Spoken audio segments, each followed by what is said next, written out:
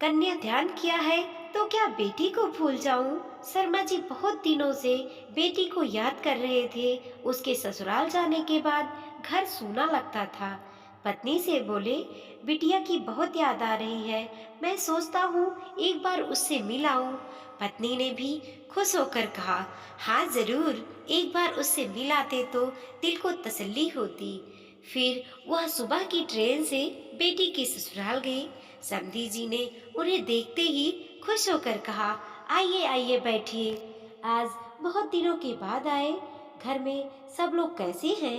शर्मा जी ने कहा, नमस्ते, सब लोग ठीक हैं।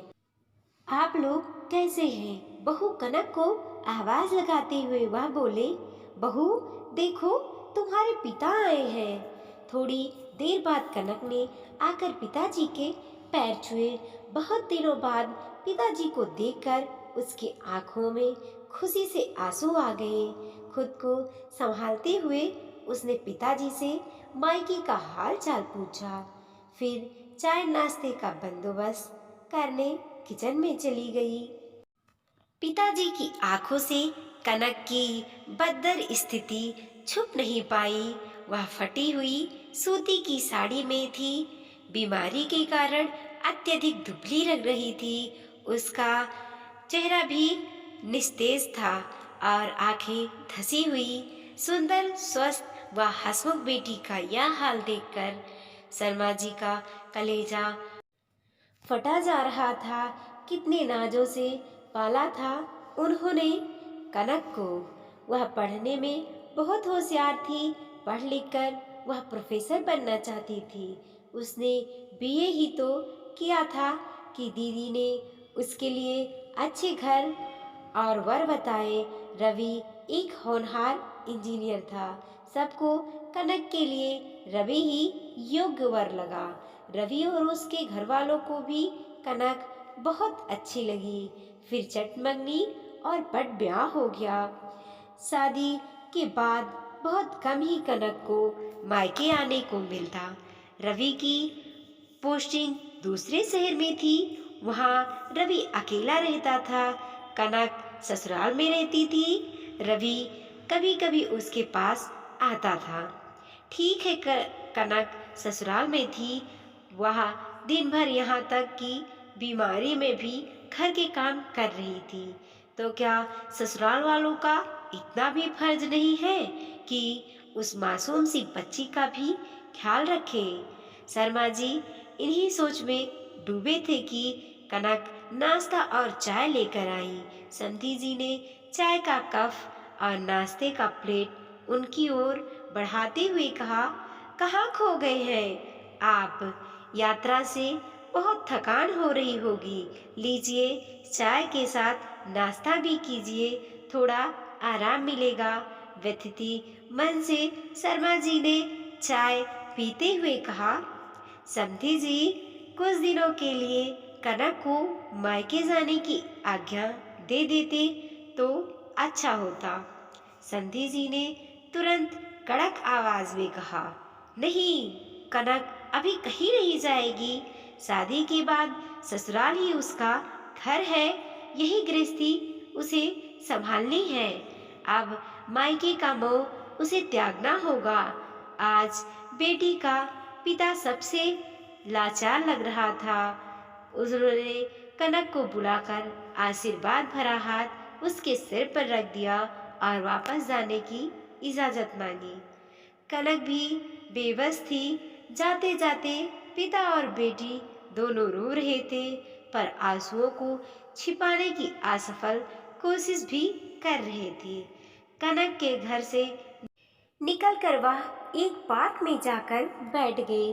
उनका मन बहुत उदास था। जिस बेटी को प्यार से पाल पोस कर बड़ा किए, उसके लिए कितने सपने देखे, आज उसी की दुर्दशा देखकर भी उसके लिए कुछ नहीं कर पा रहे हैं।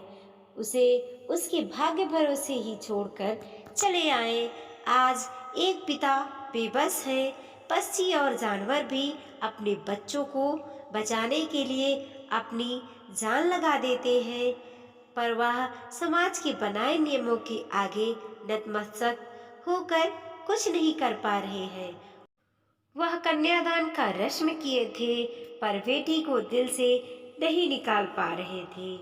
आज भी वह उनकी लाडली ही थी। उसके दुख से वह बहुत दुखी हो गए थे।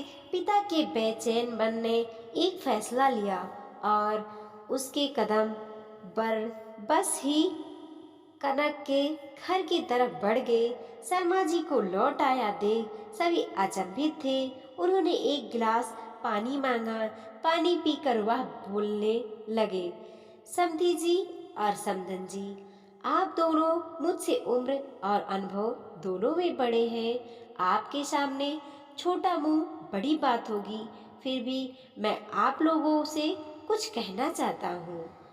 हमने एक प्यारी सी बेटी आपको दी।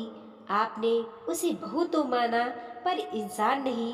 क्या आपने कभी उसके दुख दर्द को समझने की कोशिश भी की? कभी प्यार से उसके सिर पर हाथ फेरा? उसने इस घर को तो अपना लिया, आपके कहे अनुसार हर काम कर रही है, पर आप लोगों ने उसे नहीं अपनाया। आप लोगों ने कभी उसकी खुशियों के बारे में जानने की कोशिश भी क्यों नहीं की? वह आपके घर की लक्ष्मी है, खुशी है। लक्ष्मी का सम्मान करेंगे तभी आपके घर में लक्ष्मी की कृपा बरसेगी। रही बात मायके जाने की, तो वह कैसे भूल सकता है?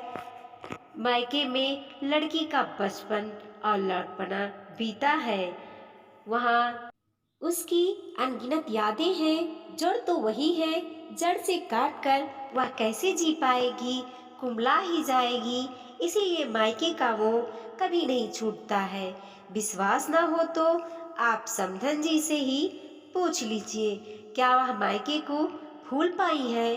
क्या उन्हें मायके जाने का मन नहीं करता है? इतना कहने के बाद वह आंखें मूंद कर चुपचाप बैठ गए। वह अपने मन के झंझोतों से निकल गए थे। समधी जी ने उनके कंधे पर हाथ रखा तो उनकी आंखें खुल गईं। समधी जी और समधन जी ने शर्मा जी से कहा, हमें क्षमा करें, हमसे भूल हो गई। हमें समझ में आ गया है कि हमारी बहू हमारा मान है। हम उसे प्यार से रखेंगे और वह खुश रहेगी तो हमारे घर में कभी खुशियों की कमी नहीं होगी। हम उसको मायके जाने से भी नहीं रोकेंगे। वह मायके की मीठी यादों को दिल में समेटे ससुराल में भी हंसती मुस्कुराती रहेगी। अब आपको हमसे कभी शिकायत का मौका नहीं मिलेगा। आपकी प्यारी बच्ची हमारी प्यारी बहू बनकर ही यहाँ रहेगी। शर्मा जी की आंखों में खुशी की चमक थी। कनक भी मुस्कुरा रही थी। आज एक पिता ने अपनी बच्ची की जिंदगी लौटाई थी। बेटी भी पिता के जिगर का टुकड़ा होती है। उसकी शादी के बाद भी पिता उसको उतना ही प्यार करते हैं जितना करते आए थे। मोटी बहू किशोर जी शहर में रहते थे। उनको एक बेटी और एक बेटा था। बेटे का नाम अनिल और बेटी का नाम लीला था। उम्र होने पर पहले बेटी की और बाद में बेटे की शादी करवाई। बहू का नाम सीमा था। शादी के 2-3 सालों में ही सीमा का वजन काफी बढ़ गया था और वह पहले से दुगनी मोटी दिखने लगी थी। इस मोटापे की वजह से सीमा को कई लोगों के ताने सुनने पड़ते थे। पड़ोसी भी उसे मोटी भैंस कहने से हिचकिचाते नहीं थे। कितनी मोटी हो गई है, कैसे दिन पर दिन फैलती जा रही है, देखो जरा भी शर्म नहीं आती। पति बेचारा सूखा जा रहा है, यह देखो खा खा कर कैसे मोटी हो रही है। कुछ इस तरह की बातें अक्सर सीमा के कानों पर पड़ जाती थी। स्वभाव से हंसमुख सीमा इन बातों को इग्नोर भी कर देती, लेकिन उसे ज्यादा दुख तब होता था जब उसकी खुद की सास और ननद उसके मोटापे के लिए उसे दोषी ठहराते और भला बुरा कहती। अनिल शरीर से काफी दुबला पतला था। शादी के बाद भी उसके शरीर में रत्ती भर का भी फर्क नहीं आया था।